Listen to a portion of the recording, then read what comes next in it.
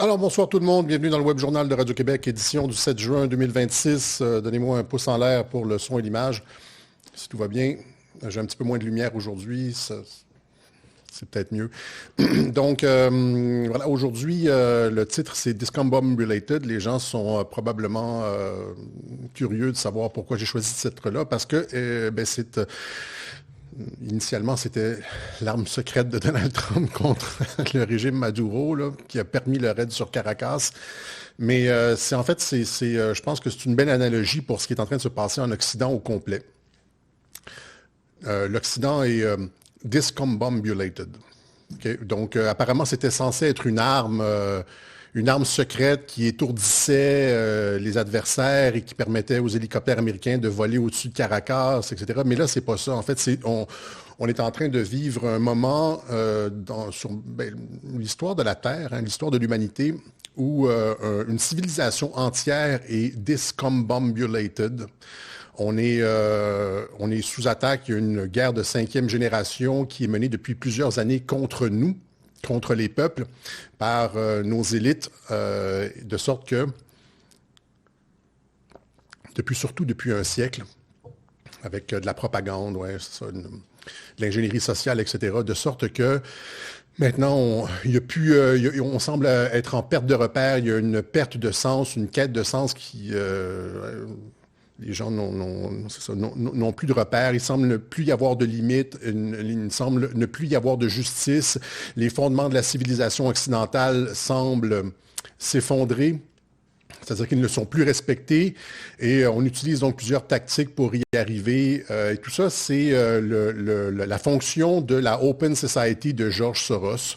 C'est un plan qui a été, c'est pas arrivé par hasard. On va parler aujourd'hui en particulier de l'immigration. Je sais qu'on en parle souvent, mais c'est le thème du 21e siècle. Hein. Il va y avoir, la question, c'est migration incompatible, guerre civile est-elle inévitable? C'est ce qu'on voit, on a vu en France avec la victoire du PSG, les émeutes à Paris, à Bruxelles.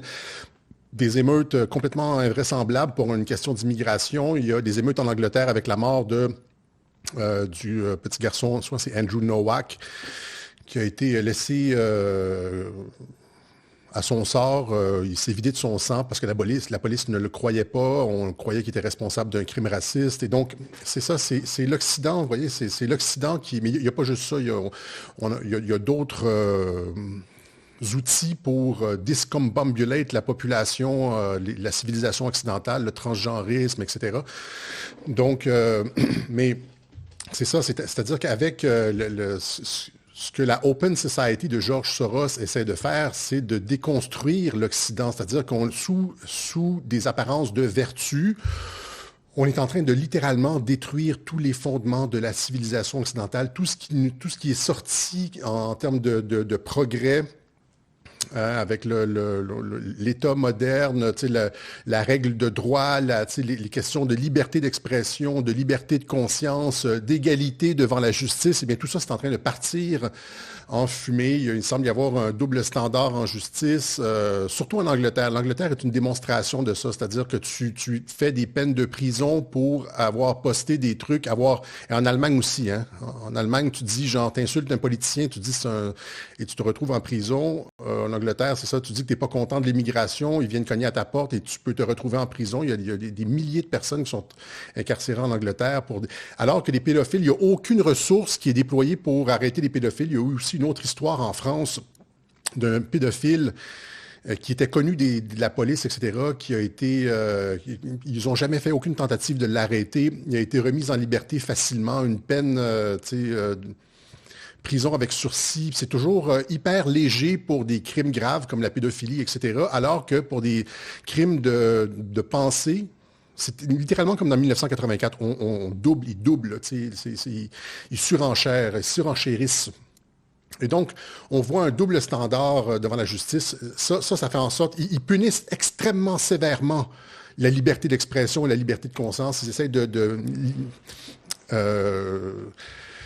Internet qui nous a donné qui a donné une voix au peuple. Là, Internet, ça a libéré. C'est plus les médias qui contrôlent le narratif. Maintenant, c'est Internet. Et là, ce qu'ils essaient de faire, c'est contraindre la liberté d'expression sur Internet. On n'a plus le droit de dire des vérités, même si c'est scientifique. Si ça va contre l'idéologie dominante qui vient cogner à ta porte, tu te fais censurer, tu te fais fermer tes comptes, etc., etc.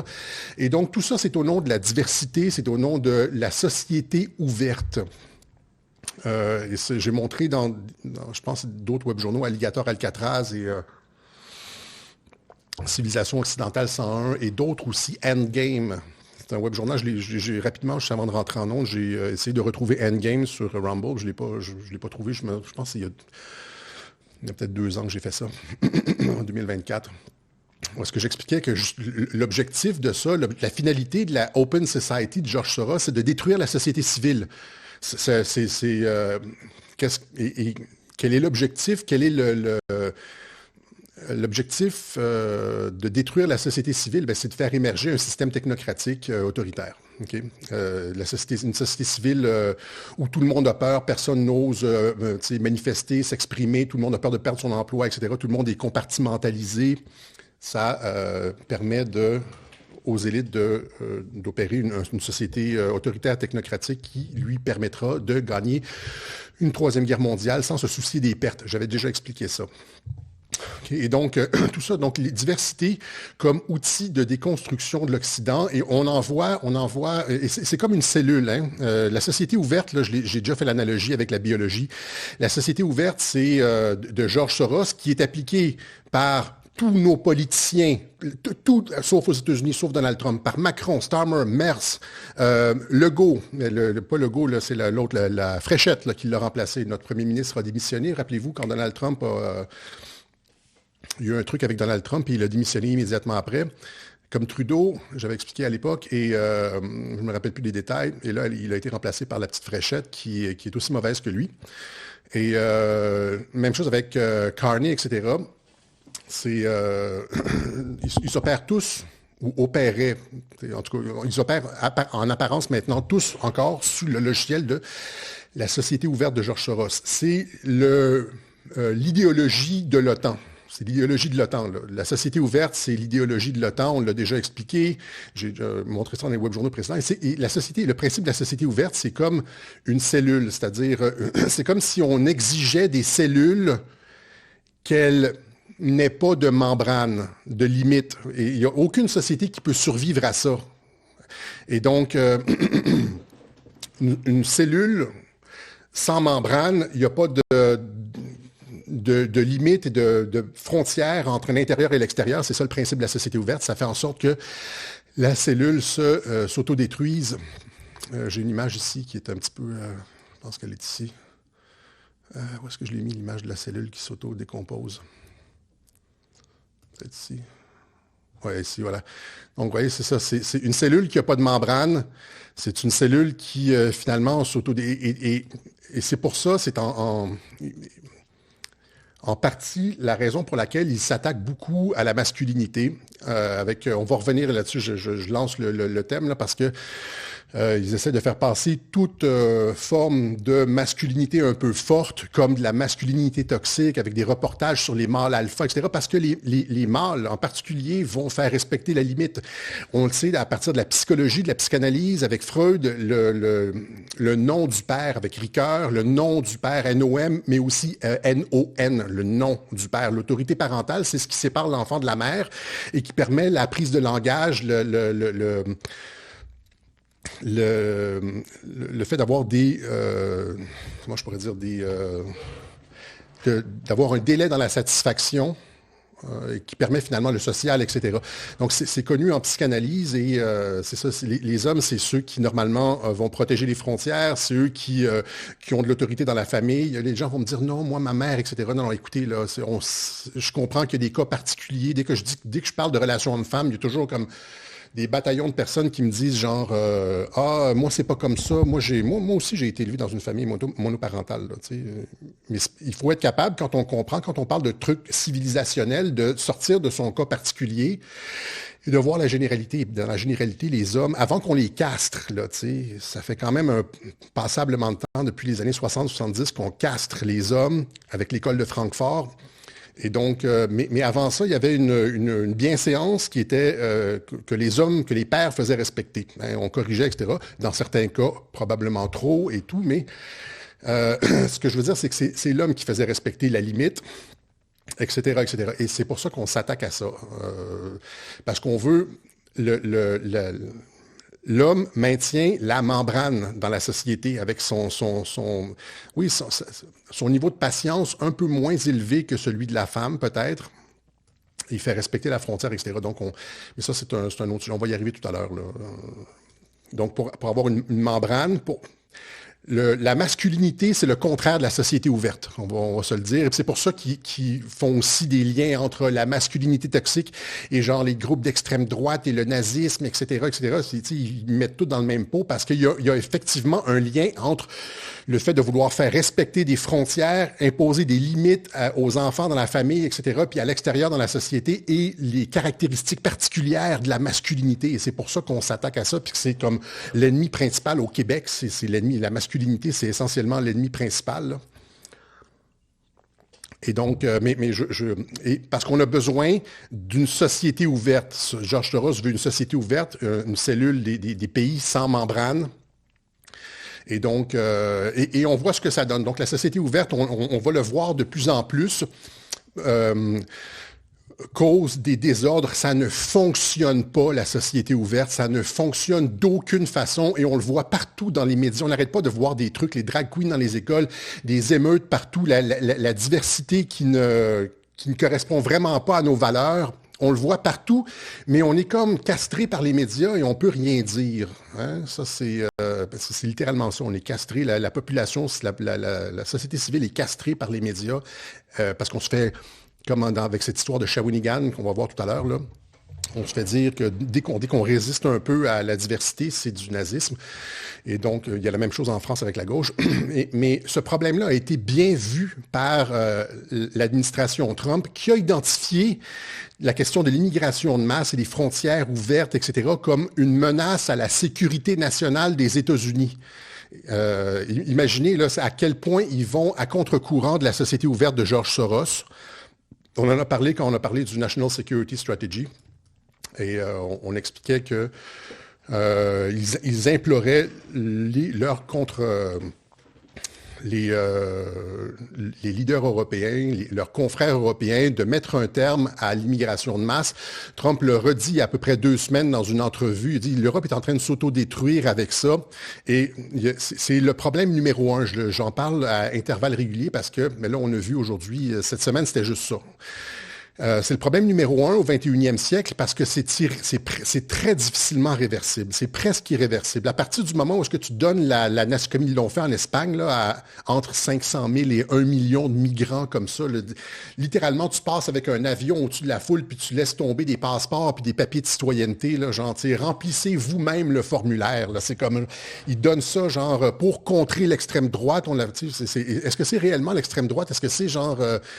ils essaient de caractériser ça comme genre des égrails, etc. Mais c'est genre monsieur et madame tout le monde, dans n'importe quel pays, 99,9% de l'humanité, partout sur Terre, en Asie, en Afrique, en Amérique du Sud, tout le monde est sur le même logiciel. Mais si tu as cette position-là en Occident, tu es un Ziegheil, tu sais, un masculiniste toxique, etc. Mais c'est ça, donc parce que c'est un problème, parce que contrairement aux autres piliers du mondialisme, par exemple, les trucs verts, écologistes, etc., tu peux renverser ça assez facilement. Ce sont des questions de politique. Il y a un certain nombre de choses que tu peux renverser assez facilement. Mais l'immigration, à partir du moment où tu as naturalisé 1 million de personnes, tu leur as donné la citoyenneté, c'est très difficile de dire, genre, ouais. Et ils votent en plus maintenant. Et rappelez-vous toute la question du vote aux États-Unis, c'est-à-dire ils les font rentrer, c'est la même chose en France et au Canada, ils les font rentrer par millions, ils les stationnent sur l'aide sociale, et ceux qui opèrent ce stratagème-là de fraude électorale, les migrants se font vivre au crochet des travailleurs, des citoyens, et ils sont citoyens eux aussi, là, mais vous comprenez ce que je veux dire. Et en échange, ils votent pour ceux qui gardent les frontières ouvertes. C'est l'espèce d'entente entre les mondialistes et l'immigration, c'est-à-dire les mondialistes les font rentrer, les stationnent, leur donnent des maisons, toutes sortes d'avantages, etc. Puis en échange, ils votent contre les mondialistes. C'est scandaleux tout ça. Et à partir du moment où est-ce que tu as ça, ben c'est très difficile de revenir en arrière. C'est très difficile de dire genre, ouais, on va vous enlever le droit de vote. Ou on va vous enlever votre citoyenneté, même si... Imaginez, là, aux États-Unis, c'est pour ça que je dis que c'est le problème numéro un, parce que ce sont des trucs irréversibles. Aux États-Unis, ils vont se lancer devant les voitures de l'ICE. Ils se présentent aux manifestations avec des fusils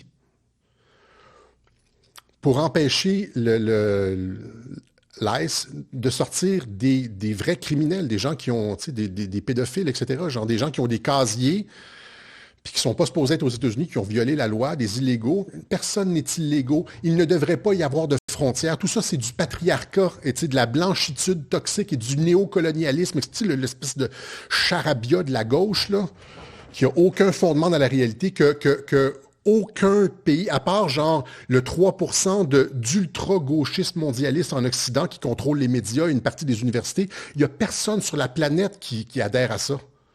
Tout le monde défend ses frontières, tout le monde, il y a personne en Asie, genre, tu vas comme, les Thaïlandais, c'est des bouddhistes, puis tu vas là-bas, et puis tu es un étranger, c'est très difficile d'obtenir la citoyenneté, puis tu n'as pas le droit d'acquérir des terres, tu n'as aucun avantage, n'importe quel pays, je parle de pays gentils, là, j'essaie de prendre des pays gentils, là, même les Tibétains, là, les Tibétains qui priaient pour les vers de terre, là, comme dans le film 7 ans au Tibet, ben, tu n'avais pas le droit de rentrer au Tibet. Ils avaient des frontières très rigides. Ils priaient pour toute l'humanité, et puis le Bouddha, blabla, mais tu rentrais là, puis tu te faisais chasser. Puis ça a pris, les Anglais sont arrivés avec des mitraillettes, et puis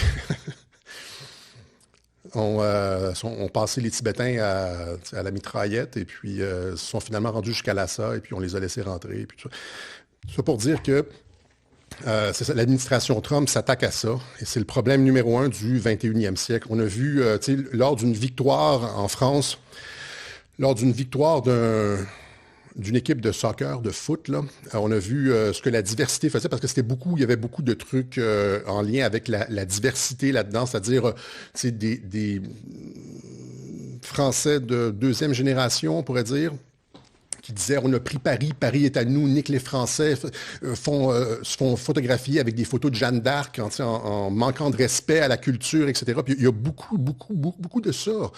On ne va pas attiser la haine en publiant, en montrant tout ça, là, mais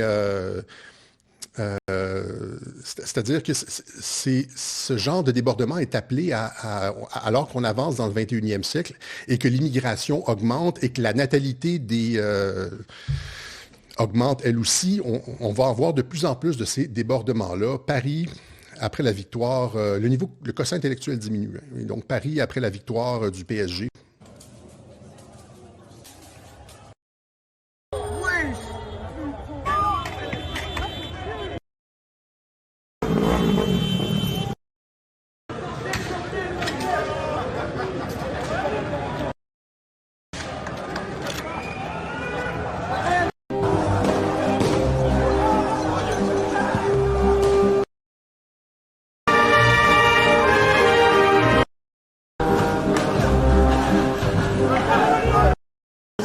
Voilà.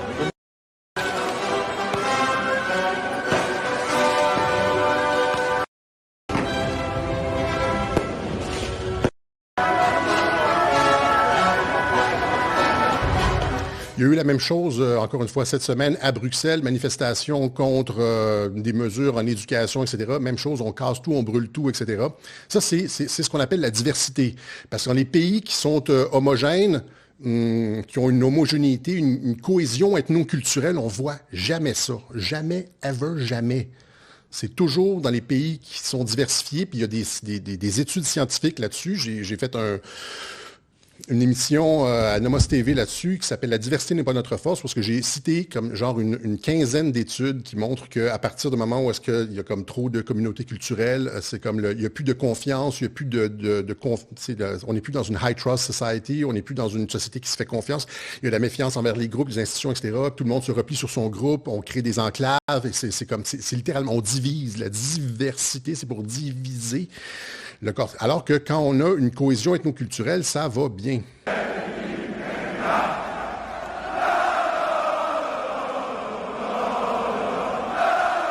Donc ça, c'est la Pologne, après la victoire de leur équipe de football. Et puis, c'est ça, ailleurs, Paris, puis en Angleterre, et puis par exemple ici, là, en Belgique.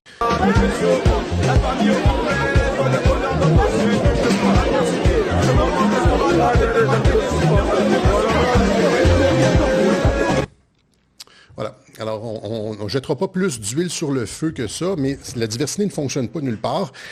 Et il y a en raison aussi du fait que le QI réduit, on fait rentrer des populations qui, il faut le dire, je m'excuse, là, qui dans leur pays qui ont des quotients intellectuels qui sont pas comme ceux du Japon, par exemple, on pourrait dire. Et puis, donc ça tire. Déjà, une foule, ça n'a pas un quotient intellectuel super élevé. Tu mets des personnes qui tirent par le bas, ça dérape encore plus. Et tout ça est exacerbé par le laxisme des autorités qui n'opèrent pratiquement aucune arrestation, qui laissent faire. Ils se font tirer dessus avec des feux d'artifice, ils laissent les feux, ils n'interviennent pas, on leur demande de ne pas intervenir. Ils vont faire quelques interpellations symboliques. Il y a eu, je pense, au total 9 arrestations pour des débordements comme ceux-là. C'était absolument incompréhensible. Mais on comprend cependant que le fait d'avoir des événements comme ça avantage l'État de surveillance. Je l'ai expliqué aussi, c'est-à-dire que l'État aime ça. Les mondialistes aiment ça, avoir des débordements comme ça, puis l'immigration incontrôlée, parce que ça leur permet de surveiller les réseaux sociaux. Là. Regardez bien dans les mois qui vont suivre, s'ils disent pas, pour éviter des débordements, nous devons surveiller davantage sur les réseaux sociaux, etc., et puis avoir de la censure et installer de nouvelles caméras et avoir des trucs d'accès pour différentes régions de Paris, des codes d'accès. C'est ça qu'ils veulent. Une société insécure, c'est une société qui génère la surveillance. Et là, ici, il y a le nouveau ministre de l'Intérieur français, Laurent Nunez, qui disait le mois dernier dans une réunion avec les préfets que parce qu'il y avait eu, je l'avais expliqué, qu'il y avait eu un certain durcissement sur l'immigration depuis le début du deuxième mandat de Donald Trump. Il y a les Allemands qui cherchent à retourner certains Syriens. La Syrie dit non, on n'est pas capable de les prendre. Et puis, l'Europe a créé des nouveaux hubs, des nouveaux centres de remigration. J'avais montré ça, je pense, dans les web journaux. Là, le nouveau ministre, lui, il fait faux bond, c'est-à-dire qu'il essaie de rétro-pédaler. Dans un article du Journal du Dimanche, Laurent Nunez, le ministre de l'Intérieur téléguidé par Emmanuel Macron, exclusif, assouplissement des régularisations, discours ambigu sur l'islam, le ministre de l'Intérieur désarçonne jusqu'au préfet. Les préfets, je pense que c'est les responsables de la police dans les municipalités. Et donc, les préfets qui participent à cette réunion avec Laurent Nunez en sont presque tombés de leur chaise. Jeudi dernier, Laurent Nunez, ministre de l'Intérieur, leur a fait passer le message que les ordonnances de Bruno Retailleau, c'est l'ancien ministre de l'Intérieur, pour limiter la régularisation des clandestins se révélaient trop efficaces. Ils sont capables de réguler les clandestins. Ils sont capables. On est tous capables d'empêcher les clandestins de rentrer dans nos pays. Tu sais, on ne parle pas de l'immigration normale là, qui est imposée par l'Europe. On parle d'une espèce de sur-immigration, une immigration supplémentaire qui va sur les niveaux d'inondation officiels. On a des niveaux d'inondation officiels, puis après ça, il y a une surprime. C'est les clandestins. Là, c'était tellement efficace, les mesures de l'ancien ministre de l'Intérieur pour arrêter les clandestins. Là, on aurait pu dire c'est presque comme le Rassemblement national. Et là, c'était trop efficace et qu'il fallait par conséquent en atténuer les effets. Le nouveau locataire de la place Beauvau, ça c'est le ministère de l'Intérieur, a fait comprendre au préfet qu'il pourrait partager sa ligne, qu'il serait bienvenu de plus régulariser, c'est-à-dire leur donner leur papier, là, de régulariser, de plus naturaliser et de moins expulser. Imaginez ça, là. Ils sont capables de le faire, mais non, ils font rentrer, c'est parce qu'ils ont... C'est ça. L'objectif, évidemment, c'est de détruire le tissu national, la cohésion nationale de la société civile. On veut discombobulate la France. C'est ça l'objectif. Et ceux qui pourraient s'y opposer, c'est-à-dire des hommes avec du caractère qui se fichent un peu des conséquences, parce que la caractéristique d'un mâle alpha. Puis là, si je dis mâle alpha, je me sens presque honteux de dire ça parce que l'expression a tellement été galvaudée puis tirée dans la boîte par les médias, dans la boue. Il se fiche un peu des conséquences, c'est-à-dire, tu sais, avec la testostérone, je sais pas, whatever, tu as de l'agressivité, tu veux en découdre, puis tu peux prendre des coups, puis ça ne te dérange pas vraiment. Mais c'est pour ça qu'on les attaque aussi. Et donc, patriarcat qui instaure des limites et frontières, alors que l'opposé, c'est My Pussy is open for refugees, Dismantle Europe's borders, nous dit Pussy Riot. Hein, et Speak Up for Refugees, et puis ici au Québec, merci aux anges gardiens migrants, etc., etc. Des hosties de folles. Mais donc, c'est ça. Tout ça pour dire, c'est ça on voit le climat social se détériorer en Europe en raison de... et Trump les a avertis. Et il y a même cette semaine, j'ai oublié de le mentionner, là, je parlais rapidement au début, il y a même hier, le ministre Pete Hegseth, qui était aux cérémonies du débarquement de Normandie et qui a dit sur l'immigration, sur les plages du débarquement, Pete Hegseth alerte contre l'invasion de l'Europe. Lors de la cérémonie d'hommage aux soldats américains morts pour libérer la France, ce samedi 6 juin, le secrétaire américain à la Défense a mis en garde le vieux continent contre l'invasion migratoire. Ce sont les Américains, ce sont vos seuls alliés. Je parle aux Européens, là, ce sont en fait à nous tous nos seuls alliés. C'est écrit dans le document National Security Strategy. C'est une politique officielle de l'armée de l'administration Trump et c'est la première fois en 50 ans qu'il y a une administration officielle qui a pour politique de restreindre l'immigration parce que c'est une menace à la sécurité nationale. Et c'est pour ça qu'on en parle aussi. Parce que c'est une menace à la sécurité nationale, en particulier parce que ça dégrade le climat social, la cohésion sociale. Alors que d'autres pays, d'autres civilisations ont des cohésions sociales, c'est important la cohésion sociale. Pour une économie, pour la politique, pour le développement civilisationnel, même pour les opérations militaires, la cohésion sociale est essentielle.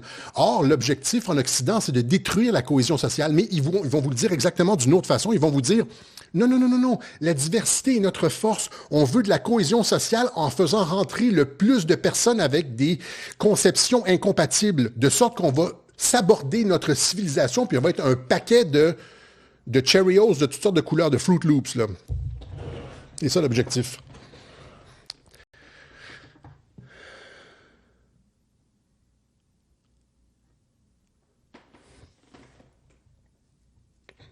Et donc,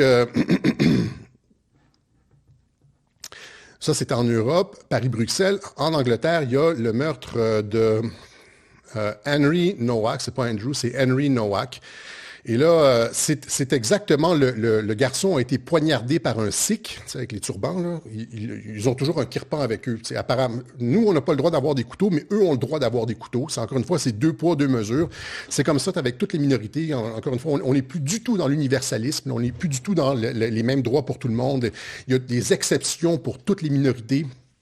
Et c'est toujours à leur avantage, jamais au nôtre. Nous autres, on a comme ceux qui sont de culture européenne, quelle que soit la couleur de leur peau. Ceux qui sont de culture européenne ont moins de droits que ceux qui se revendiquent de la culture de leur pays. Ceux qui veulent garder leur tradition de leur pays ont plus de droits que ceux qui vivent ici puis qui se disent qui vivent dans la culture européenne.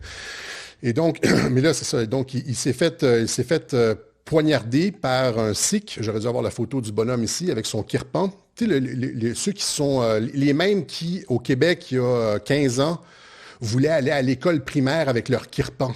Rappelez-vous, là, ça a fait scandale, là, les Sikhs qui voulaient aller avec leur kirpan à l'école. Là, ça fait plusieurs fois qu'il y a des Sikhs qui poignardent d'autres personnes avec leur kirpan. C'est pour s'en servir. Tu sais, c'est pas juste un poignard rituel symbolique, là. Il y a plusieurs cas de... Tapez Kirpan mort. Tu sais, vous faites une recherche Google. Tapez Kirpan mort, Kirpan décès, Kirpan attaque, Kirpan... vous allez trouver qu'il y a comme pas mal de stock. Et là, il meurt. La police arrive sur les lieux. Il est à terre. Il est au bout de son sang. Il dit, j'ai été poignardé. Et quand la police arrive, c'est le Sikh qui a parlé en premier. Et il a dit, il m'a insulté, il a dit que j'étais il m'a fait des attaques racistes, etc. Et la police a immédiatement cru le Sikh, comme ils le font toujours, là. Ils rentrent dans une chambre d'hôtel, il y a une petite fille de 12 ans qui est droguée, tout nue, qui a du sang, qui est en train de se... clairement, qui est, je ne veux pas être graphique, là, qui a l'anus en sang. Puis là, tu as comme 4 Pakistanais qui sont là. Puis, non, on n'a rien fait. Puis ils vont les croire. Puis c'est la fille qui, rappelez-vous, on en a parlé de ça, le deux poids, deux mesures de la police anglaise, qui... C'est comme ça partout, pour ne pas antagoniser les minorités. Puis les médias n'en parlent pas pour pas promouvoir le racisme. Fait que la police ne police pas, les médias n'en parlent pas. On n'est plus en Occident, là. C'est ça la société ouverte de George Soros. Pour faire fonctionner, c'est ce que je disais en début de Web Journal, pour faire fonctionner la société ouverte de George Soros, il faut faire s'effondrer les piliers de l'Occident, de la civilisation occidentale. OK? Et donc, alors que George Floyd, lui, en 2020, quand le policier avait son pied sur son cou et dit « je ne peux pas respirer, je ne peux pas respirer », les médias en ont parlé 24 heures sur 24 pendant des semaines, ce qui a mené à des émeutes comme ça, juste avant la réélection de Donald Trump, avant qu'il se fasse voler l'élection. Des palais de justice ont été brûlés, des postes de police ont été attaqués, des quartiers entiers ont été incendiés à cause du « je ne peux pas respirer » de George Floyd.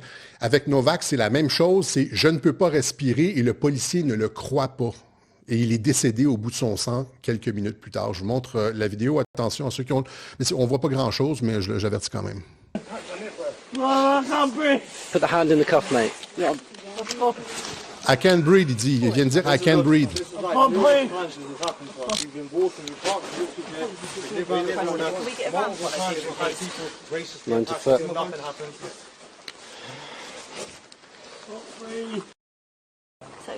Saying to him, keeping him on his side.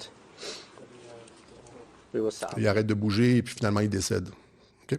Donc c'est la même chose comme encore une fois, il y a à peu près une dizaine d'années, il y avait ce blanc qui avait été, cet Américain, qui avait été torturé pendant 24 heures par 4 Noirs sur Facebook Live. Facebook avait même pas fermé la page. Pendant 24 heures, on le voyait se faire frapper, se faire humilier. Il y avait des dégradations. Le gars était semi-autiste, là, puis... Et il n'y a eu aucune indignation. Les médias n'en ont jamais parlé, etc. Parce que, c'est ça, ils sont complices des pires atrocités parce qu'ils ne veulent pas susciter la... Et donc, c'est comme le fait de ne pas vouloir susciter la haine, ça fait en sorte que ceux qui opèrent ces crimes-là ont littéralement carte blanche. Les médias vont pas en parler, la police va pas les arrêter, les médias vont pas en parler. Puis la seule façon d'arriver à quelque chose, ben en fait, là maintenant, ça change parce qu'on a Internet, puis on peut en parler. Non seulement on a Internet et ces choses-là sortent, parce qu'il y a personne qui est au courant de ça, là, ici, là. Moi, je l'ai vu passer, mais il fallait être sur Internet à l'époque, je pense que c'est 2016, 2017 peut-être 2015, je me rappelle plus c'est quoi la date. Il y en a plein comme ça. Je donne un exemple, il était bien connu celui-là, et puis, mais les médias taisent ça, et là, on est capable de parler, de reprendre un peu l'initiative et faire de la sensibilisation, non seulement parce qu'on a Internet, mais aussi parce qu'on a l'administration américaine qui est avec nous et qui défend certains principes élémentaires de la civilisation occidentale. Donc, J.D. Vance qui dit « Henry Novak est mort de la même manière qu'une civilisation meurt, abandonné, menotté par des autorités qui ne lui faisaient confiance ni ne se souciaient de lui et a été accusé de crimes de haine qu'il n'avait pas commis. » Donc, son meurtre est aussi tragique qu'il est enrageant. Il devrait être encore en vie aujourd'hui et il le serait si les dernières générations d'élites européennes avaient tenu bon face à la politique de l'autodétestation et à l'invasion massive de migrants dont beaucoup méprisent l'Occident et les gens qui l'aiment, qui méprisent l'Occident et les gens qui... Il dit 100% la vérité. C'est le vice-président des États-Unis. Imaginez avoir le vice-président des États-Unis qui se mêle d'un cas comme ça. Okay? Parce que c'est symptomatique, encore une fois. C'est symptomatique d'une police qui traite de façon disproportionnée certains types de crimes vis-à-vis d'autres et qui a tendance à... Ouais, c'est ça, dès que tu sors la carte du racisme, c'est une carte, tu sais, sortez de prison, comme au Monopoly, là, 200$, réclamez go, tu sais, passez go, réclamez 200$, sortez de prison, etc. Je dirais, il m'a traité de raciste. Et il s'est passé la même chose, en fait, cette semaine. Et en tout cas, au Québec, là, il y a eu des trucs similaires. De sorte que c'est en train d'exploser comme ça. On voit c'est dans l'actualité, on voit des éruptions de l'effondrement du concept de société ouverte qui ne fonctionne pas. Mais en fait, il fonctionne très bien. Il ne fonctionne pas selon ce qu'ils nous disent, mais il fonctionne très bien dans son objectif de discombobulate la civilisation occidentale, de sorte qu'il n'y a plus de haut, plus de bas, les principes fondateurs partent en fumée et il n'y a plus de limites, il n'y a plus de repères, il n'y a plus de sens. Parce que pour avoir du sens, il faut que tu aies des règles et une limite. Puis la règle, c'est de ne pas avoir de règles essentiellement, c'est-à-dire c'est le multiculturalisme et puis la diversité et puis tout ça, c'est qu'il n'y a pas de structure. C'est ça les principes de la société ouverte de George Soros. On ne peut pas dire non. Il est interdit d'interdire, de Cohn-Bendit, etc., etc., etc.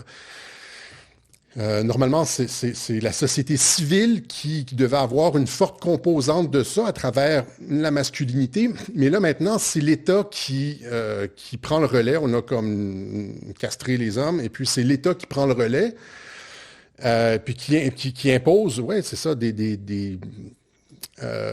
à coups de matraque et de double standard, des principes qui sont complètement étrangers, qui ne fonctionnent pas. C'est-à-dire qu'il y a de l'autorité, mais c'est de l'autorité mal placée pour des trucs qui détruisent la civilisation puis qui détruisent la société civile, où on voit ça juste en Occident. On détruit la société civile pour faire émerger ce que j'ai expliqué plus tôt, c'est-à-dire une élite technocratique autoritaire. Voilà. Pendant ce temps-là, alors que tout ça était en train d'exploser en Europe, on a vu une opération de la GRC à Shawinigan. Shawinigan, c'est une ville du Québec. Mes parents viennent de là. Hein. Cossette, ça vient pas mal de Shawinigan. Mais en tout cas, donc apparemment, il y a des nazis, des gens d'extrême droite qui ont été faire un photo-op à Shawinigan. Je me souviens d'un Québec blanc. Et là, évidemment, c'était une opération sous faux drapeau, c'est de l'ingénierie sociale. C'est exactement aux États-Unis. J'ai oublié d'avoir la photo du Patriot Front.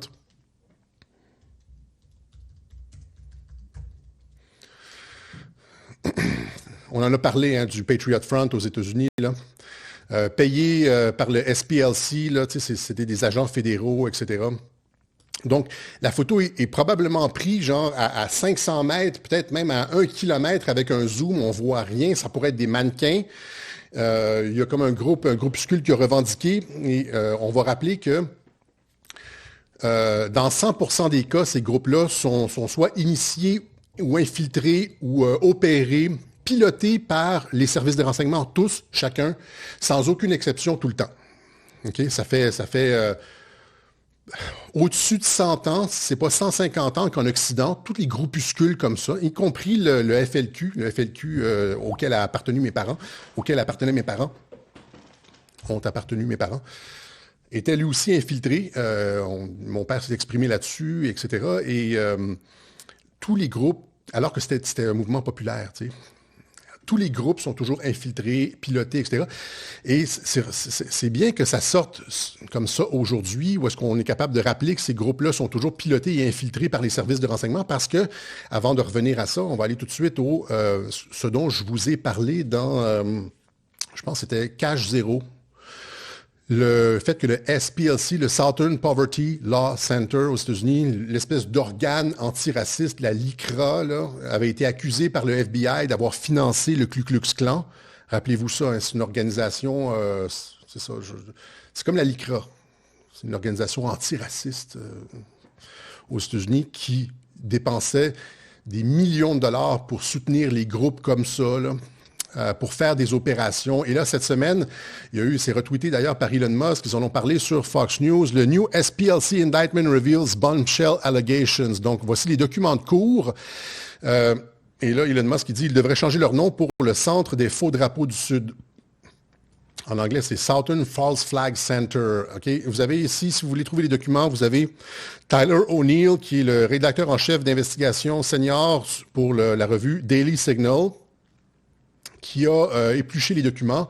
Et ce qu'on retrouve dans les documents, c'est ici, vous voyez, donc, pourtant, les sources du terrain ont utilisé l'argent du SPLC Center pour participer à des rassemblements Donc, le SPLC Center, la LICRA américaine, donnait de l'argent à ces groupes racistes-là pour participer à des rassemblements extrémistes, organiser des rassemblements, développer des chapitres existants, créer de nouveaux chapitres, recruter des individus, faire des dons à des leaders, etc., nous disent les documents. Le SPLC a mis en place des entités fictives pour financer les sources sur le terrain, donc une espèce de truc avec de l'argent offshore, etc., pour financer ça. Le SPLC a versé plus de 1,2 million à une source, le F9, qui entretenait une relation amoureuse avec un employé du SPLC, tout en recevant l'argent des donateurs du SPLC, a également collecté des fonds pour l'Alliance nationale. Donc, il recevait de l'argent du SPLC et puis il collectait des fonds pour les groupes racistes d'extrême droite, là, nazis, etc. F30 a demandé au SPLC de l'aider à quitter le mouvement. Il voulait quitter le mouvement. Le SPLC a donné un salaire à F30 pour rester. On va te payer puis tu vas rester. F30 a utilisé l'argent pour organiser des rassemblements extrémistes.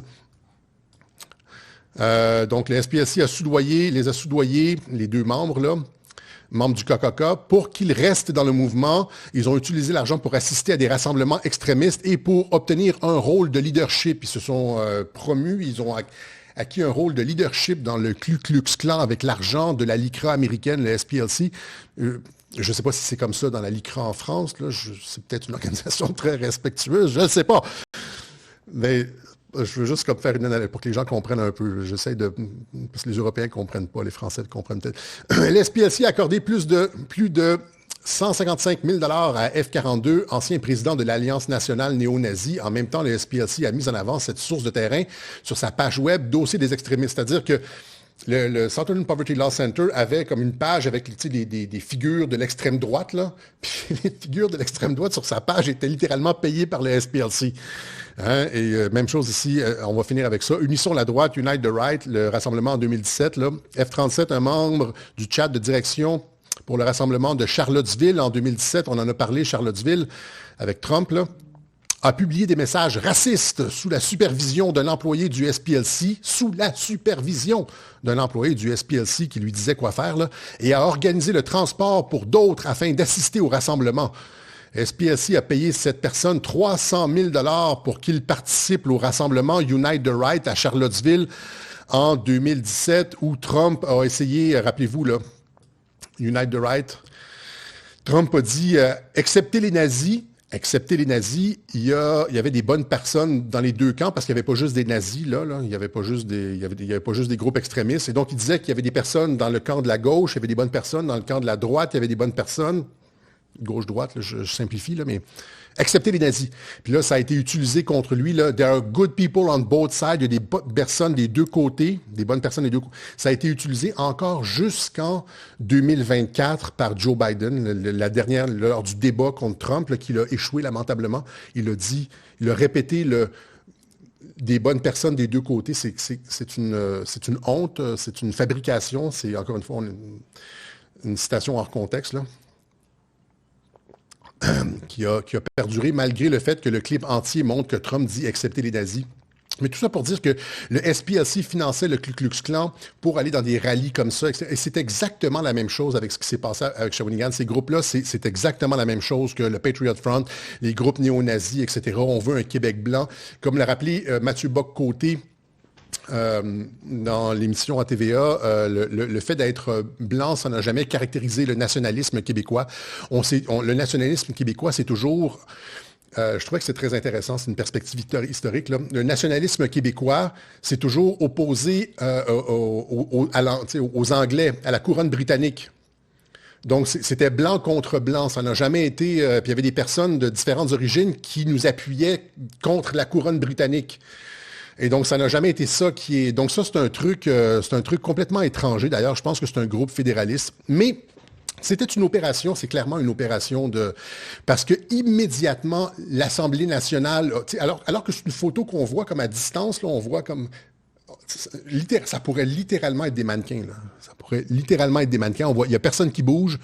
Puis, prendre une photo de comme 12 mannequins là, avec des... tu sais. Et là, le rassemblement raciste à Shawinigan, condamné par les élus québécois, unanimité des élus québécois pour dénoncer la haine et le racisme. L'Assemblée nationale qui condamne dans un vote unanime la haine et le racisme.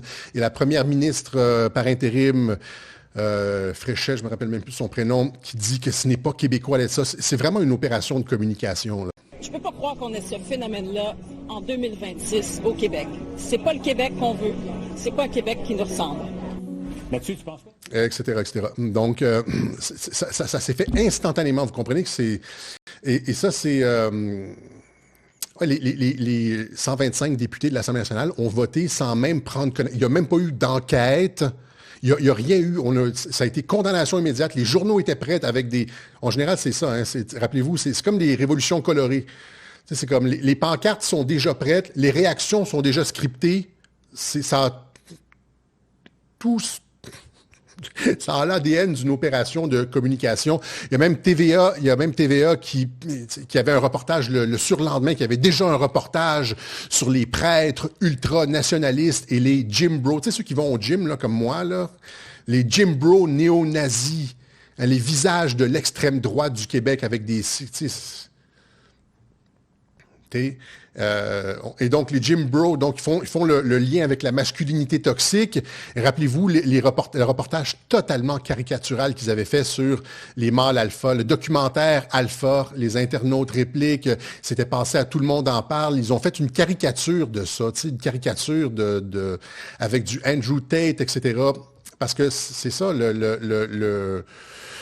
la société ouverte ne peut pas se permettre d'avoir des mâles alpha. Puis là, j'utilise mâle alpha avec un petit A, un petit M et un petit A. Disons que eux utilisent mâle alpha avec un M majuscule et un A majuscule. Moi, j'utilise mâle alpha avec un petit M puis un petit A. C'est pas du tout le même concept. Je veux pas... Leur concept, c'est caricatural, n'est-ce pas?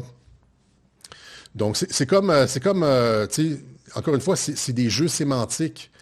Par exemple, tu dis féminisme. Ah! Là, c'est comme tout est rose bonbon, tu cours dans la clairière avec tes lulus, et puis c'est comme genre Bambi et tout ça. Puis là, tu dis masculiniste, c'est-à-dire la version masculine, puis tout masculiniste, c'est comme, là, ça, c'est pas possible. C'est comme, alors que, tu sais, un masculiniste, ça devrait juste être quelqu'un qui veut que les hommes aillent bien. C'est-à-dire, tu veux que les hommes soient bien dans leur peau, puis qu'ils se développent dans la société, etc. Mais non, on n'a pas le droit. Masculiniste, c'est nécessairement péjoratif. Ils ont défini le terme. Et c'est comme masculiniste, c'est péjoratif, mâle alpha, c'est péjoratif, alors que c'est ça, c'est n'importe quelle société qui veut bien se développer a besoin de mâle alpha. C'est normal, ça existe dans la nature, etc. C'est une fonction norme. Mais la société ouverte a déterminé que pour avoir des frontières ouvertes et avoir la diversité, puis pour avoir une société sans limite, parce que c'est ça, hein, c'est une société sans limite où les enfants, on enseigne la masturbation aux enfants dès 5 ans. Là. Et c'est la priorité numéro 1 de l'Éducation nationale, il me disait, c'est quand l'ancienne ministre de l'Éducation nationale en France qui disait c'est la priorité numéro 1, l'éducation sexuelle est la priorité numéro 1. Mais là, généralement, les hommes vont dire non. C'est pour ça qu'ils veulent pas de mâle, ils veulent pas, parce que généralement, c'est ceux qui vont péter leur coche, comme on dit au Québec, ça va être des mâles alpha. Et je dis mâle alpha avec un N minuscule et un A minuscule. Pas la caricature c'est des gens pour qui la notion de limite a encore un sens et qui sont prêts à défendre la limite. C'est juste en termes purement anthropologiques, là. Un mâle alpha, c'est quelqu'un qui a des limites puis qui est prêt à défendre ces limites-là. Ils n'ont pas besoin de ça dans la société diversité de la société ouverte de George Soros. Okay? Ils veulent. Okay? Et donc, il y a eu aussi d'autres choses. Ici, meurtre dans un Walmart à Montréal, c'est la même chose. Hein? C'est à Montréal-Nord, c'est dans les quartiers à fort niveau d'immigration. Il y a eu une altercation et puis 4 jeunes, on suppose, c'est des mineurs, là, mais on suppose que c'est des jeunes de l'immigration, ont tué un des employés du Walmart. Walmart, c'est quoi en Europe? C'est genre Carrefour ou quelque chose comme ça, là? Je sais pas. En tout cas, c'est une grande surface. Donc, l'un des 4 élèves de l'école secondaire Henri Bourassa, arrêté mercredi, ont fait face aux accusations de meurtre non prémédité. Ils l'ont battu, Et puis là, on nous dit, non, il les avait traités de... La victime aurait lancé des insultes racistes aux ados. C'est quoi des insultes racistes? Et on nous dit, les amis de ces adolescents-là nous disent, non, c'était des bonnes personnes, je les connais. Ouais, des bonnes personnes qui donnent des coups de poing, qui tabassent à 15 ans, là. Et on en a vu combien des épisodes comme ça récemment, là, juste cette année, au cours de la dernière année, des événements d'incivilité de la part de certaines communautés dans les écoles québécoises. J'en ai eu comme genre 3 ou 4 à peu près. On force les jeunes à s'agenouiller puis à prier. On tabasse les responsables de la surveillance. Il y en a eu combien, là? Ça fait irruption, les gangs à Montréal-Nord qui tuent des personnes. On n'avait pas ça il y a comme 20 ans. Désolé, on n'avait pas ça. Donc, encore une fois, c'est une menace, tu vois, c'est les sociétés à haut taux de diversité, c'est des sociétés qui n'ont pas de cohésion. La société civile est en train de perdre sa cohésion et de s'effondrer, c'est ça l'objectif. Et c'est pour ça que Trump, encore une fois, revient avec ce concept-là dans le National Security Strategy.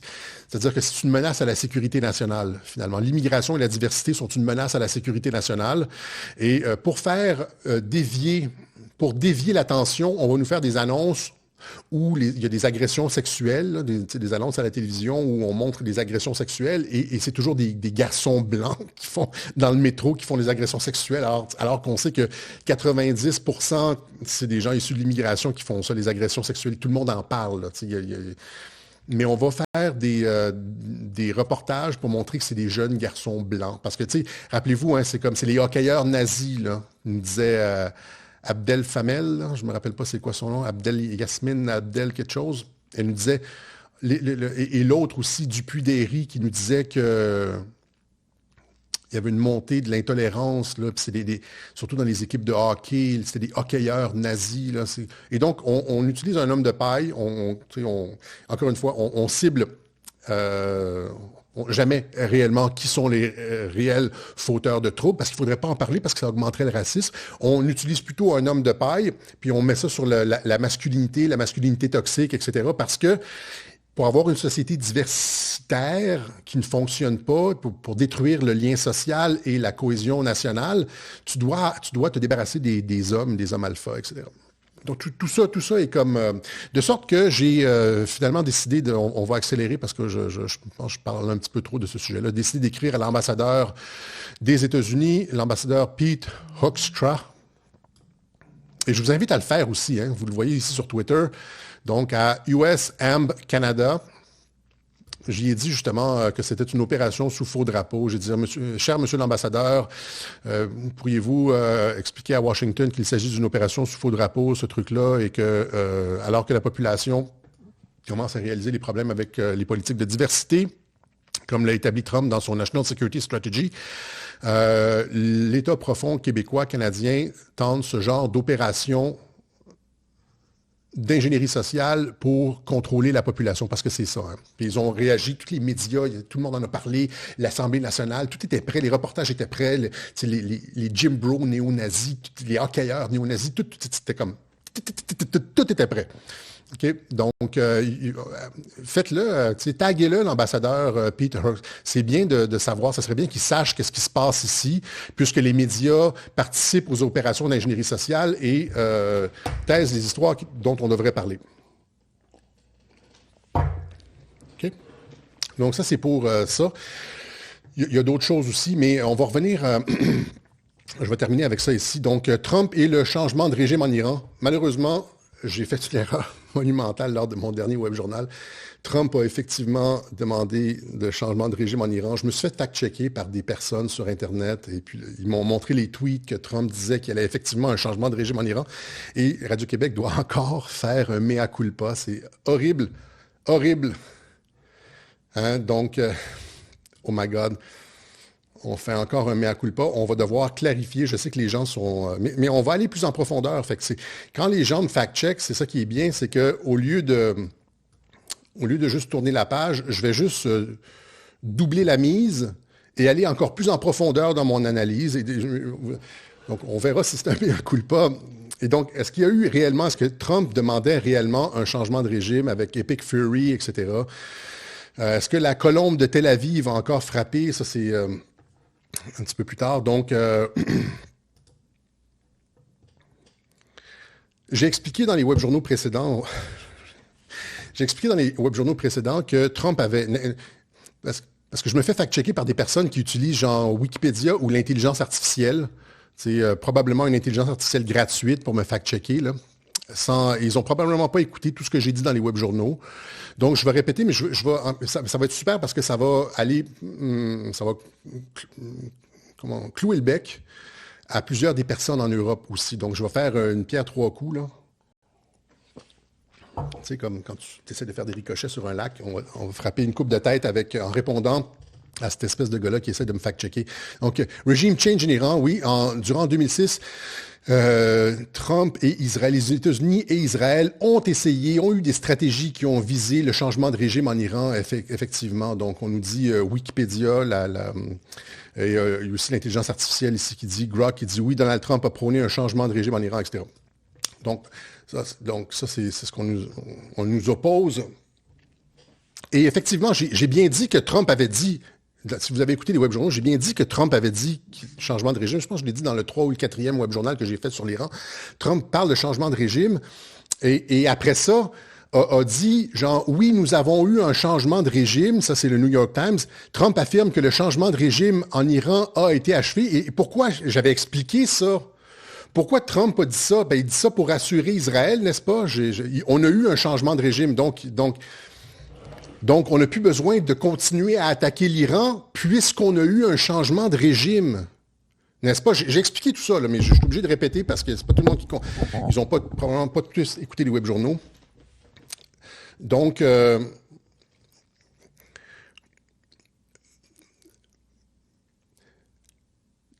encore une fois, j'ai expliqué dans les webjournaux précédents que Trump disait qu'il y avait eu alors qu'il y avait eu aucun changement de régime parce que c'était toutes les mêmes personnes. Trump disait qu'il y avait eu un changement de régime. Ils ont enlevé des personnes, une couple de vieilles têtes grises, comme j'ai montré dans le clip de 2025. Et il a dit, nous avons maintenant un changement et on peut négocier avec l'Iran. Donc, c'est une façon de présenter ça alors qu'il n'y a pas eu de changement de régime. Okay? Il n'y a eu aucun changement de régime en Iran. Et c'est d'ailleurs la raison pour laquelle beaucoup de personnes dans la dissidence en Europe, là, les Youssef Indy, les GPTV, et les Asselineau, etc., disent que Trump s'est planté parce qu'il n'y a pas eu de changement de régime. Alors, comment concilier les deux trucs? Le Trump dit qu'il y a eu un changement de régime et finalement, il n'y a eu aucun changement de régime et Trump s'est cassé la gueule. Ben, on a tout expliqué ça par ailleurs dans les webjournaux précédents, mais refaisons donc, le critère pour le changement de régime, c'est les tweets de Donald Trump sur X. Donc, il dit ici, genre, je sais que c'est pas politiquement correct d'utiliser le terme changement de régime, mais si le régime iranien est incapable de make Iran great again, rendre l'Iran sa grandeur, pourquoi n'y aurait-il pas un changement de régime, make Iran great again, ok? Et là, évidemment, ça a fait en sorte que plusieurs journaux comme le New York Times dit sont embarqués là-dedans. Trump veut un changement de régime, etc., etc. Mais encore une fois, il y a deux choses. Les tweets de Donald Trump, c'est pas ce qu'il y a de plus sérieux pour déterminer des éléments de politique, la politique réelle de Donald Trump. Hein, c'est Trump ici, genre en guérisseur. Après, vous avez Trump ici, genre durant le No Kings qui bombarde sur Twitter. Qui bombarde de merde les manifestants. Il y a Trump ici, ça c'est en 2018, qui dit « Le dirigeant nord-coréen Kim Jong-un vient de déclarer que le bouton nucléaire est sur son bureau en permanence. Quelqu'un de son régime épuisé et affamé de nourriture pourrait-il, s'il vous plaît, l'informer que moi aussi j'ai un bouton nucléaire, mais qu'il est beaucoup plus grand et plus puissant que le sien et mon bouton fonctionne. » Et bien là, ici, Donald Trump menace de détruire totalement la Corée du Nord lors d'un discours à l'ONU. Et les États-Unis affirment, et donc Trump qui disait, c'est ça, qui voulait détruire la Corée du Nord, etc. Et finalement, les éléments de politique réelle, ils étaient où? Ils étaient au département d'État. Donc, les États-Unis affirment ne pas chercher à provoquer un changement de régime en Corée du Nord, nous a dit les représentants du département d'État Rex Tillerson, ici, Corée du Nord, les États-Unis ne cherchent pas à changer de régime, affirme Rex Tillerson, etc. Alors que des gens, les journalistes comme le New York Times faisaient les gros titres en parlant de changement de régime et de troisième guerre mondiale. Le mot qui pourrait déclencher, that could help the world avoid nuclear war. Trump était un fou. On questionnait la santé mentale de Donald Trump durant cette année-là. Là. On l'accusait de vouloir déclencher la Troisième Guerre mondiale contre la Corée du Nord sur la base de tweets. Alors que, qu'est-ce qui s'est passé? C'était ça ici, n'est-ce pas? Ça, c'était... Donc, les tweets de Donald Trump n'ont jamais eu un niveau de sérieux et de crédibilité infaillible, on s'entend? Ce qu'il faut regarder, c'est les politiques réelles de la... Mais Trump a dit, genre, oui, changement de régime, ce qui lui permet de dire après... Ah, oh, on a eu un changement de régime alors qu'il n'y en a pas eu pour rassurer les gens en Israël. On l'a expliqué ça. Donc, tu gardes le régime en place, puis tu dis on a eu un changement de régime. Donc, c'est un élément de propagande. Mais il n'y a jamais eu de politique réelle de changement de régime, encore une fois. Et je vais vous montrer pourquoi il n'y a pas eu de politique de changement de régime. Okay? À part des tweets bombastiques, ou ça c'est en anglais, là, mais des tweets... exubérants de Donald Trump et puis des éléments de propagande, il n'y a jamais eu de changement de régime.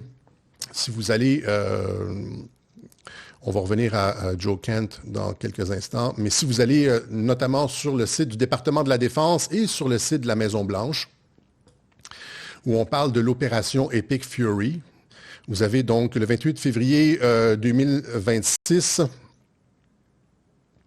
l'armée américaine a lancé l'opération Epic Fury sous la direction et ordre du président des États-Unis. Les forces américaines et leurs alliés frappent des cibles afin de démanteler l'appareil sécuritaire du régime iranien en ciblant en priorité les sites présentant une menace imminente. Et là, ici, avec la déclaration de Pete Hegseth, la mission de l'opération Epic Fury est extrêmement ciblée. Elle est extrêmement ciblée. Écoutez bien les mots qui viennent du Pentagone, là. Détruire les missiles offensifs iraniens, détruire la production de missiles iraniens, détruire leurs marines et leurs autres infrastructures de sécurité, et ils ne posséderont jamais d'armes nucléaires. Vous avez les 4 éléments de l'opération Epic Fury. Au début de l'opération Epic Fury, j'avais montré, je ne l'ai pas retrouvé, je l'ai cherché, je ne l'ai pas retrouvé, le tweet du Pentagone, retweeté par le département d'État, où il citait les 4 point de l'opération Epic Fury. Et je vous avais dit dès le début, il n'y a pas de changement de régime là-dedans. Dans Epic Fury, il n'y avait aucun objectif de changement de régime. Aucun. Vous l'avez ici sur le site du Pentagone. Même chose ici. Si vous allez sur ce site-là de la Maison-Blanche, objectif clair et constant du président Trump sont à l'origine d'un succès décisif contre le régime iranien. Okay. Là, vous avez Rapid Response, ça c'est Rapid Response 47, c'est c'est un compte sur X que je vous invite à suivre, Rapid Response 47, où on sort des éléments factuels comme rapidement comme toc toc toc toc toc. Okay, et là, si vous regardez sur Epic Fury, encore une fois, même après le tweet du Pentagone que j'ai montré dans mes web journaux précédents, ils ont été clairs. Pendant un mois, je vais vous montrer un mois de tweets où on explique les buts de l'opération Epic Fury. Donc, le 4 mars, la représentante Leavitt, donc le président Trump a exposé les objectifs clairs au peuple américain sur ce que l'armée américaine cherche à accomplir à travers les grandes opérations de combat. Ces grandes opérations de combat. Numéro 1, détruire les missiles balistiques mortels du régime et raser complètement leur industrie de missiles. C'est ce que j'ai expliqué. J'expliquais que c'était genre détruire une partie de leur base de défense, industrielle de défense. Numéro 2, anéantir la marine du régime iranien. Numéro 3, l'opération Fureur épique garantira que les proxys terroristes du régime ne pourront plus déstabiliser la région. Numéro 4, cette mission garantira que l'Iran ne pourra jamais obtenir d'armes nucléaires. 1, 2, 3, 4. Il n'y a aucune mention de troupes au sol. C'est une opération limitée. Les objectifs sont clairs et c'est pas de troupes au sol, pas de changement de régime, pas de Troisième Guerre mondiale, comme j'ai expliqué. Le 6 mars, la Maison-Blanche retweet. Opération Fureur épique détruira l'arsenal de missiles de l'Iran, détruire leur marine et veiller à ce qu'ils n'obtiennent jamais d'armes nucléaires. Ça, c'est le 6 mars. C'est clair. Il n'y a pas de troupes au sol, pas de changement de régime. Pas de troupes au sol, pas de changement de régime. 9 mars, Marco Rubio, il est important de continuer à rappeler au peuple américain pourquoi la plus grande armée de l'histoire du monde est engagée dans cette opération. C'est pour détruire la capacité de ce régime à lancer des missiles, en détruisant à la fois leurs missiles et leurs lanceurs, en détruisant les usines qui les fabriquent et en détruisant leur marine. Pas de changement de régime, pas de troupes au sol, pas de Troisième Guerre mondiale. Le 10 mars, Pete Hegseth, ministre de la Guerre, nos objectifs sont simples et nous les exécutons avec une précision impitoyable. 1, détruire leur stock de missiles, de lanceurs, blablabla. 2, détruire leur marine. Et 3, refuser définitivement à l'Iran des armes nucléaires pour toujours. C'est pas compliqué, c'est le 10 mars. Ils sont constants. Il n'y a pas de changement de régime, pas de troupes au sol, pas de Troisième Guerre mondiale. Encore une fois, le 10 mars, Caroline Leavitt, à venir, les objectifs de l'opération Epic Fury restent les mêmes. Détruire les missiles balistiques, la base industrielle qui produit les missiles et que l'Iran n'obtienne jamais une arme nucléaire. 10 mars encore, la Maison-Blanche retweet ce qu'elle a fait le 6 mars, elle le refait le 10 mars. Détruire les missiles du régime iranien, annihiler leur marine et s'assurer que l'Iran n'obtienne jamais une arme nucléaire. Ça fait quand même pas mal, 10 mars. Et là, ici, ministre... Pardon, parce que je parle fort. Le directeur du CENTCOM dit exactement la même chose. J'ai pas traduit le tweet, mais on continue.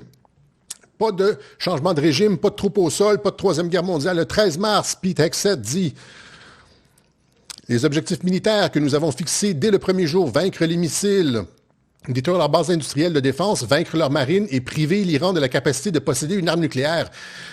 On va continuer parce qu'il y a des gens qui n'ont pas compris. J'ai expliqué tout ça, mais ils me font des procès. T'sais. Non, Alexis a dit qu'il n'y avait pas de changement de régime. Il y en a une autre dans le chat sur Rumble la dernière fois qui me disait, vers la fin là, du live, elle disait « Excuse-toi, Alexis, tu avais dit que la guerre avec l'Iran prendrait fin en avril.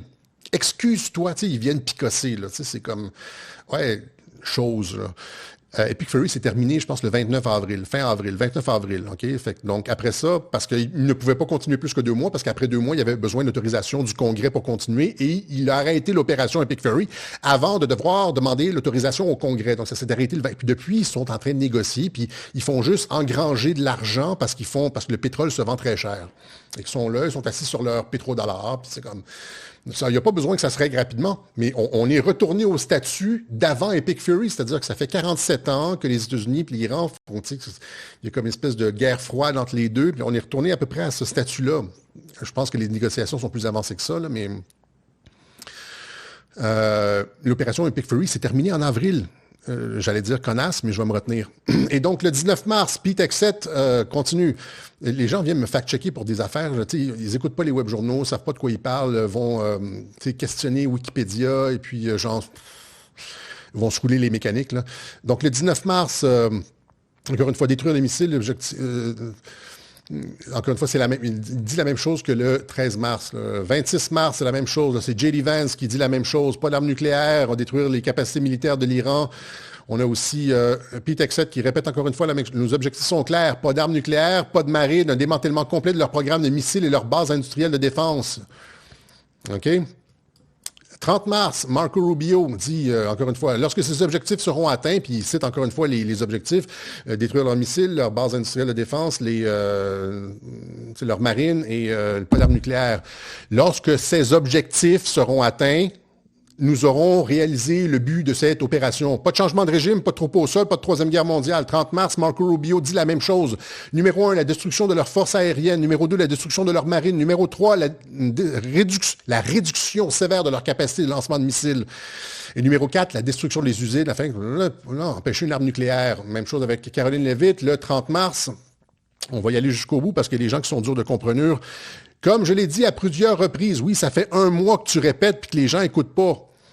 Comme je l'ai dit à plusieurs reprises et comme le président l'a exposé, les objectifs de l'opération Fureur épique sont les suivants. Détruire la marine iranienne, détruire leurs missiles et leurs infrastructures industrielles qui menacent depuis longtemps les États-Unis et les empêcher d'obtenir l'arme nucléaire. C'est-tu clair?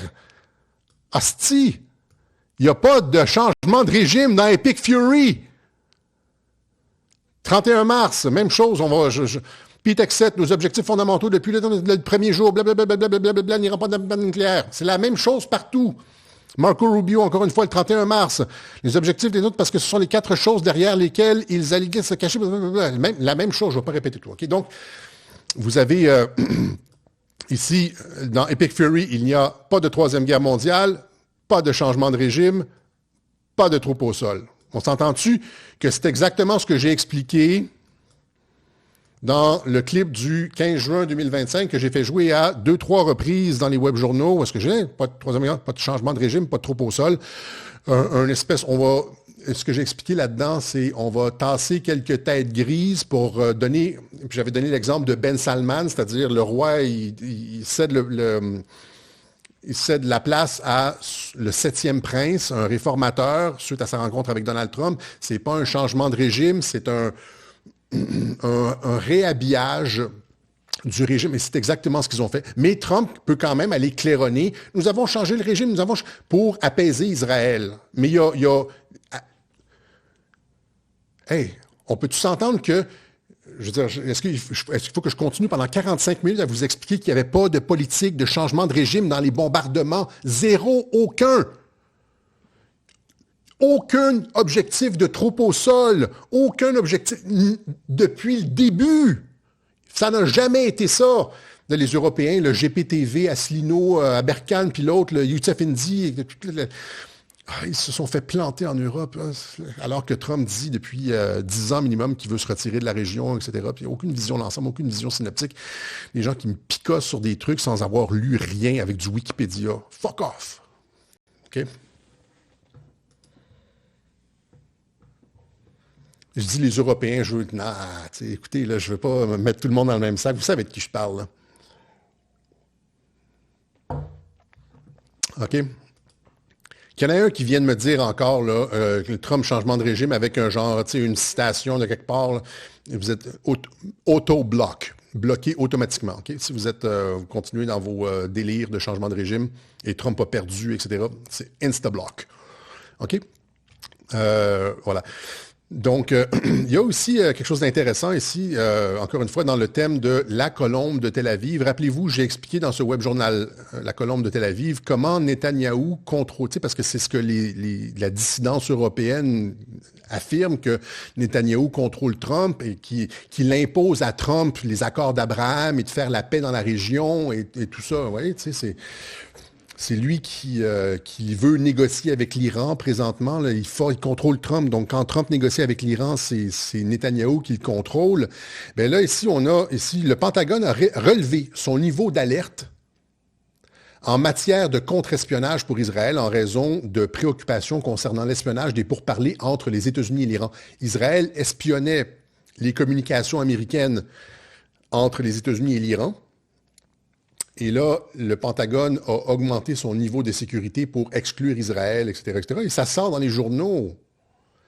Imaginez ça. Et donc, encore une fois, Netanyahou contrôle Trump. Donc, Netanyahou a demandé à Trump d'augmenter, de rendre plus difficile l'espionnage d'Israël et de sortir ça dans les journaux pour mal faire paraître Israël. Ouais, c'est vraiment super. Netanyahou, là, c'est comme du billard à 3 bandes, là. On ne se serait pas douté de ça de la part du boucher de Gaza. T'sais. Vraiment, là, contrôler Donald Trump pour bloquer Israël et sortir ça dans les médias qu'Israël espionne les communications américaines, là, c'est, comment il dit là, dans le dîner de con, c'est drôlement rusé. Là. OK, et donc, voilà, donc vous avez... revenir à Joe Kent ici, j'avais une photo de Joe Kent où est-ce que j'expliquais, Trump affirme que le changement de régime a déjà été achevé en Iran. Donc, vous avez comme, j'ai expliqué encore une fois la double, tu sais que tu peux avoir une double communication. Vous en avez comme un exemple ici, c'est-à-dire que Joe Kent, rappelez Joe Kent qui critique, qui est l'homme de Trump, hein, l'homme en qui Trump avait le plus confiance, qui l'a placé au CDC, etc.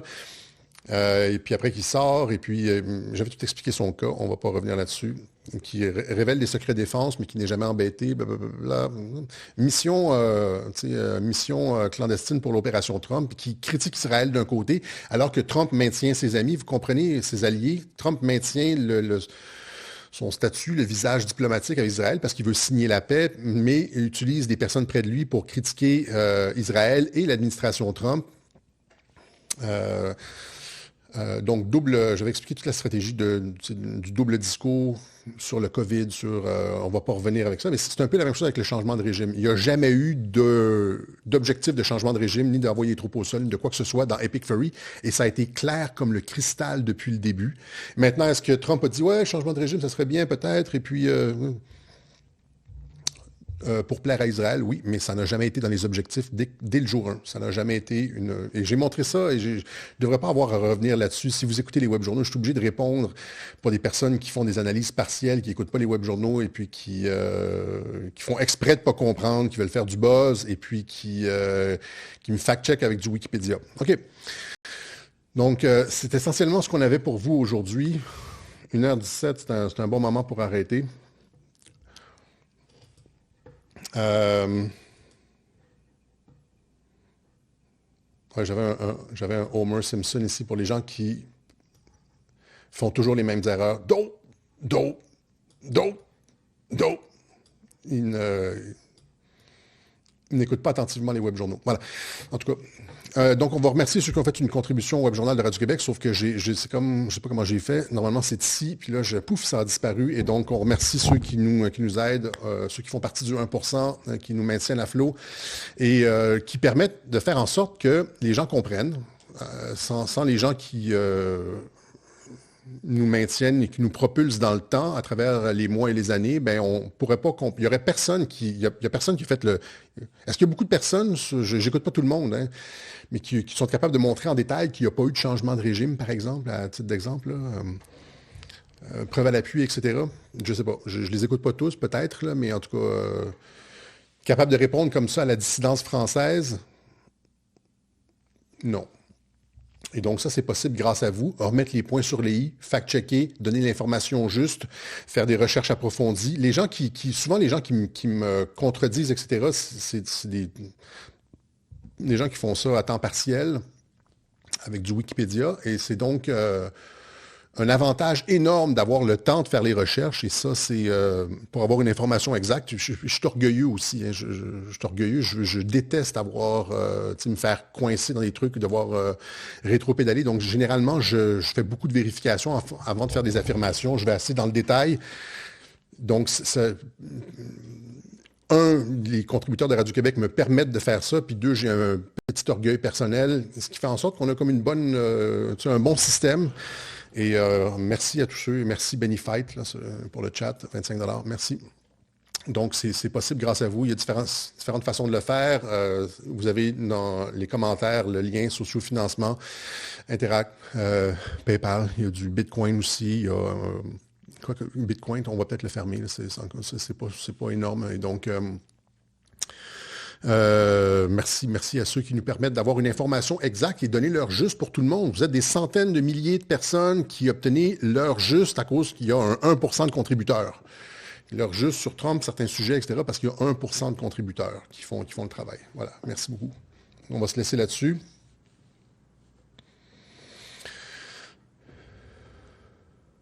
Cuba. Ah oui, il y a d'autres choses aussi. Hein. Ouais, Cuba, quoi, c'est le régime, ça fait 50 ans que le régime n'est pas fonctionnel, surtout depuis la fin de la chute de l'URSS. Il vit de dons et d'autres pays. Êtes-vous allé à Cuba récemment? Là, c'est comme tout est rouillé, tout est comme délabré, la population. Imaginez à quel point la population a hâte de changer de régime. C'est même pas. Il n'y a rien qui fonctionne là-bas. C'est littéralement comme. C'est pire que la Corée du Nord, c'est comme les Amish, là, un niveau de sous-développement incroyable. Et le régime sans le pétrole gratuit du Venezuela et autre chose, le régime ne peut pas se maintenir. J'ai montré le clip du président cubain qui disait, n'est-ce pas, je l'ai montré le clip, qui disait « Nous sommes en négociation avec les États-Unis pour harmoniser les relations, etc., etc. » Et donc, laissez faire la rhétorique. Là, les journaux essaient de, encore une fois, mal faire paraître Trump. Mais il y a probablement une guerre à l'intérieur du régime cubain. Hein. C'est la même chose avec l'Iran. En Iran, il y a comme une guerre entre certaines factions à l'intérieur du régime iranien. Et ce qui se passe souvent est utilisé pour donner du pouvoir, je l'ai expliqué ça aussi, à une partie sur une autre. Et c'est la même chose probablement avec Cuba, c'est-à-dire qu'il y a des gens à l'intérieur du régime lui-même qui veulent des réformes. et qui sont prêtes à travailler avec les États-Unis. Et il y a d'autres personnes, c'est comme qui ont intérêt, peut-être financier, des intérêts financiers à garder la même ligne parce qu'ils s'enrichissent, ils veulent rien savoir. Et donc, les États-Unis, donc, il y a des pressions pour cibler certaines parties du régime, mais je pense que dans l'ensemble, c'est déjà réglé. Il ne l'annoncerait pas si ça serait déjà réglé. Il y a aussi ça ici, Kirill Dmitriev, l'homme de QAnon. C'est même pas moi, hein, c'est pas moi. C'est pas moi, là, je ne veux pas parler de QAnon. C'est Kirill Dmitriev, il n'arrête pas de parler de QAnon. On entend toujours les commentaires de la dissidence européenne là-dessus, il ne souffle le mot, mais bon.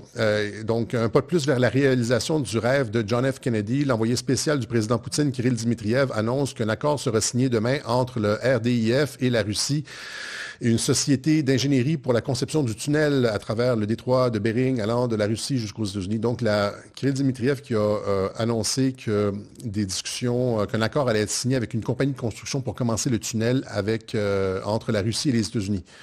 Si Trump n'avait pas donné son accord à ça, il n'aurait jamais fait cette déclaration. Okay? Donc, Trump n'a rien dit, mais on peut supputer que Kirill Dmitriev, qui est un peu l'ambassadeur de la Russie pour l'Occident, at large, il n'aurait jamais fait une affirmation comme celle-là s'il n'y avait pas eu un OK, au moins de principe avec les États-Unis pour commencer à élaborer des plans. C'est pas encore fait, là, mais c'est... Dans le monde de la diplomatie, là, tu ne veux pas avoir l'air d'un cave, comme on dit au Québec, à faire des déclarations comme ça intempestives sans déjà avoir reçu certaines assurances de la partie adverse. Et donc, c'est probablement dans l'esprit du sommet de Anchorage entre Poutine et Trump en Alaska. Et donc, ça c'est en train de se concrétiser. Vous savez vers quoi on s'en va de toute façon. C'est un monde multipolaire avec des relations harmonieuses, chacun a sa zone d'influence, etc. C'est pour ça que les États-Unis retirent leurs troupes de certaines parties du monde, comme le Moyen-Orient, veulent faire la paix pour pouvoir quitter la région. Les Européens n'ont pas compris. OK, ben, voilà. All right. Alors, on se donne rendez-vous. Je m'excuse. En fait, je m'excuse pas, là. J'allais dire, je m'excuse de devoir avoir répété sur le régime iranien. Parce que j'ai deux types d'auditeurs. Des auditeurs qui disent, tu te répètes, là, arrête de te répéter, Alexis, j'en peux plus. Puis d'autres personnes qui disent, c'est une chance que tu m'as réexpliqué parce que là, j'ai compris. Je suis toujours comme la fine ligne entre les deux, là. Je suis comme un futambule, là, genre entre les auditeurs qui ont compris tout de suite, puis ceux qui ont besoin de se faire répéter. Donc, je m'excuse pour ceux qui avaient compris le truc du changement de régime. Mais là, je me suis fait comme fact-checker par un nobody, fait que j'ai cru que c'était important de rectifier. Puis on est allé plus loin. Il n'y a rien dans les objectifs de Epic Fury. Puis c'est une question de... C'est parce que je l'ai affirmé et puis j'en ai fait un petit peu comme un point d'orgueil. Il n'y a rien dans Epic Fury qui avait pour objectif de remplacer le régime iranien. Rien, zéro, nada, rien. Ni de troupes au sol, ni rien du tout. C'était une opération exactement comme je l'ai expliqué, de réduction du potentiel militaire iranien. Un truc aérien qui allait durer quelques temps, qui allait se terminer en avril,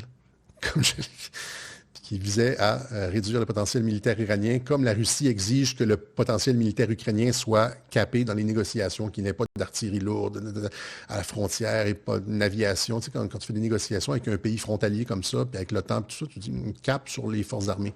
Il y avait eu même chose avec l'Allemagne durant le traité de Versailles. On ne voulait pas que l'Allemagne ait une armée.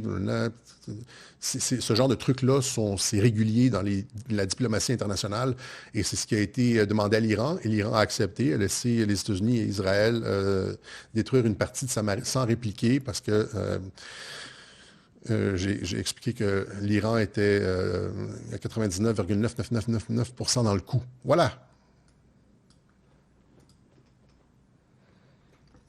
C'est tout ce qu'on avait pour vous aujourd'hui. On se donne rendez-vous la semaine prochaine pour une autre édition du Web Journal de Radio-Québec. Ciao.